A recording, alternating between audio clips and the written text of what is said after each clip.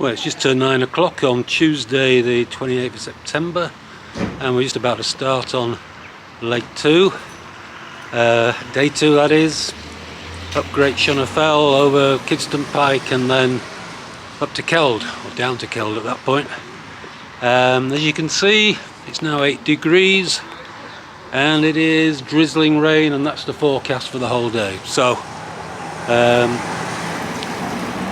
yeah, not the best conditions, but don't mind it. We'll see how it goes, and I'll speak to you later. We're now leaving Hawes, north direction, and on the Pennine Way, in fact. Just exiting Hawes now, and yeah, it's market day today, just setting up market stalls. And of course, Wensleydale famous for its cheese. And most of the Wensleydale cheese, I imagine you buy overseas and in supermarkets, is made in a creamery just across there. So we're now out of Hawes. We've actually gone off the GPS track which someone has done, following the route guides, which is a lot better because the GPS will continue up the road. So this case you've got across fields before you join the road again, just for a short space. You can see very similar to yesterday, in fact more gloomy than yesterday. No sign of any sun today, but the rain at the moment it's just a light drizzle. A viaduct there in foreground, that's where we're heading for, and the road, which will join again for a little bit, so a lot better than walking up the road coming over these fields. In the far distance is Great Shunner Fell. Unfortunately it's under cloud so you can't see it, but that's the target.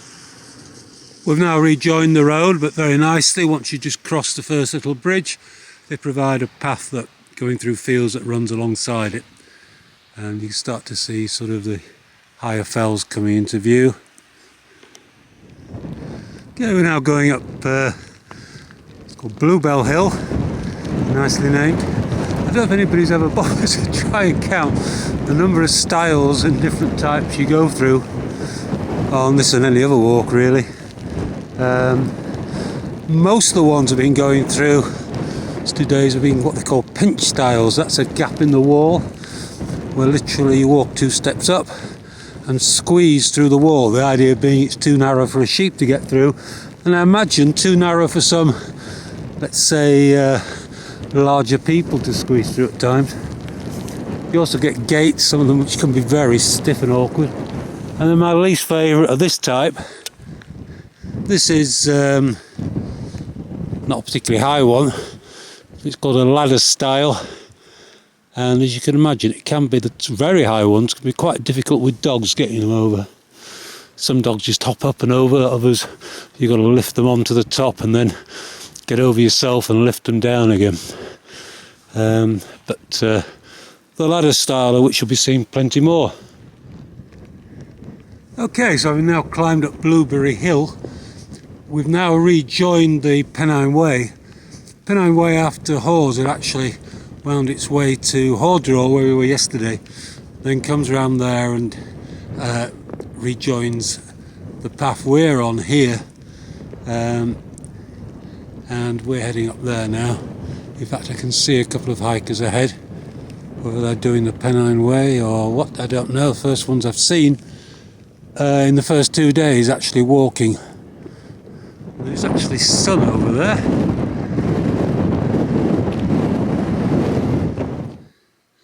Well, we're certainly in the wilds now. From the top we leave this clearer path soon. Sorry, I'm supposed to be focusing on this. This is the largest moorland regeneration scheme and black grouse recovery project in the Pennines. Yeah, read it yourself. So on climb up there, still continuing to climb, we're levelling out a bit here, but a lot higher to go yet. As you see, fairly bleak.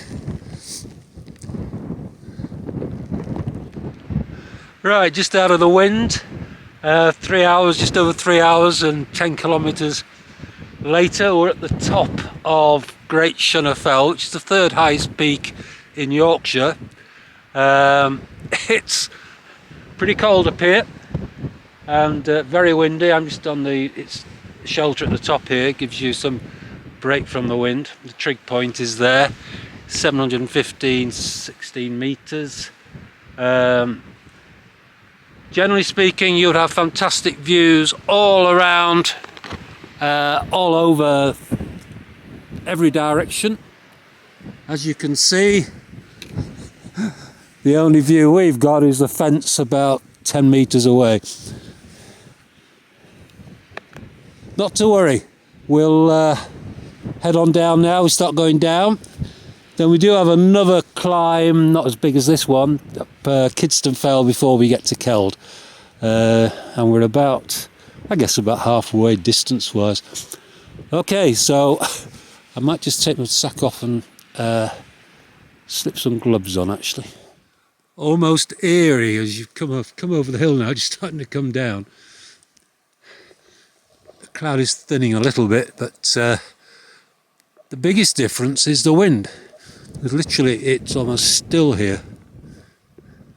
No sooner said that, a little bit comes, but because you're on the leeward side, I suppose it is, of the hill now. As with most hills and fells in the UK, you get cairns marking the paths. That, I have to say, is quite a spectacular one. Lovely constructed cairn. The idea is, as you go along, you put another stone on it, but I don't think you'd have a job doing it on that one. Too tall. So a bit of sun over there. Sweep round. We hear the winds up again. That's our first view of Swaledale. Well, my notes tell me that as we're descending here, when you get to this old stone barn, it describes it with tin roof held down by stones, and that, I think, can safely say is that. You can see we're starting to drop down now into the valley. It does warn you that the path gets steeper and more treacherous dropping down from here, so I'll have to watch that. A lot of the path is loose stones, and with my propensity for slipping and sliding, to take this with care. Well, that was quite a long downward path. The reason they describe it, I think, as hard on feet, which it is, and treacherous, which I didn't find it particularly so, it's all this small stones all the way down. I had one foot just slide away from me slightly, that's the only time. And you take it steady. So now that ends and we come into a more muddy track. And we should be dropping down into Thwaite village shortly. In the distance, in the distance there I can see what I'm sure is Muka, which I know well. Jill and I used to do walks from Muka up Swaledale many times, the dog's favourite walk. They loved it, so many rabbits to chase. It's never caught, but they enjoyed the chase. So we've now hit the road. And we're coming into the typical Yorkshire village, Dale's village of Thwaite. Actually see smoke coming from some of the chimneys, so it shows you how cool it is at the moment. So we're now climbing out of Thwaite. On my left it's called Kidsley Pike. We climb up the side of that for the final 3 miles into Keld. Now, as I recall, because I've walked along this path before dropping into Muka once, we should, I think, see nice views of the River Swale down on our right as we walk up, but time will tell. So as we climb up Kidsley Pike, see the heather remains of it. This would have been a glorious purple a month or two, well, a few weeks ago. And the bracken, of course, that's now starting to die off as winter approaches. previously bright vivid green, and it still is parts, but a lot of it now turning brown.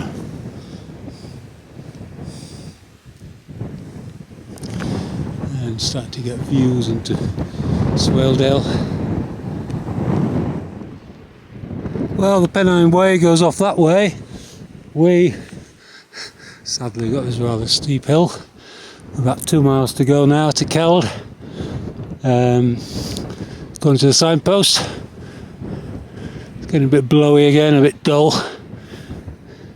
Had a slight respite from the wind. Well, there's the first view of the River Swale, along which I've spent many an hour with Jill and the dogs 20 years ago or so. If we look back over to the left there, up there is Great Shunner Fell, where we've been earlier. You just make out the houses. Not the first lot, it's a farm just behind. That's the village of Keld, so that's where we're heading now. And journey's end for what's been quite a tough day today, but this is the hardest of the 4 days for sure, or should be, depending on the weather. Journey's end. This road, which we're just going to go on now, goes on up to Tan Hill, that's where the highest pub in the country is. The Pennine Way goes through there. Muka, as you see, is 3 miles that way by road. Reef also, you go that way, 12 miles, that's where we're heading tomorrow. And Kirby Stephen, where coast to coast walkers will have come from, is that way as well. They'll have walked over Raven's Seat, where the Raven Seat farm, where the Yorkshire shepherdess is. That takes you down to the village only. We're staying on this road. So just ahead that building is Keld Lodge, that's where we're staying tonight. So I might talk to you a bit later in the hotel. Well, this is the view from my window, looking over fell sides. Sheep below.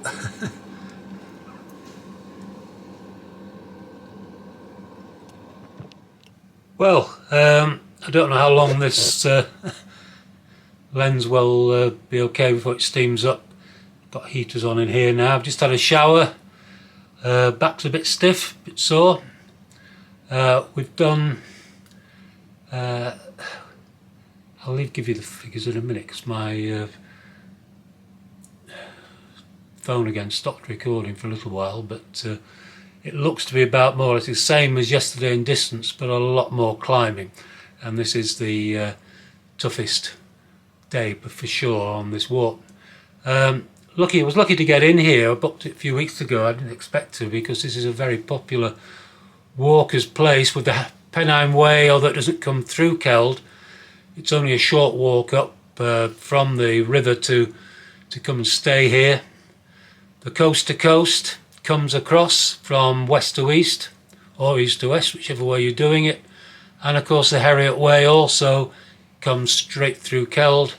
So yeah, there's no shortage of walkers wanting to stay here. It looks to me from this screen as though it's starting to blur up a bit. So I'm going to kick off now. I'm going to go down and have a beer.